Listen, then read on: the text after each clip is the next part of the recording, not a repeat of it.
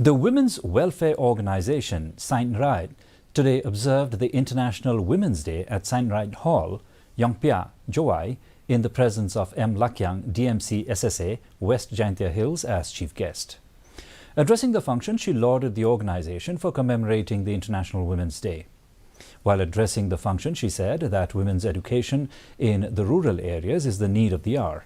With the help of modern technology like the internet, online mode can help out women, even if they are active in the family, society and community, she added.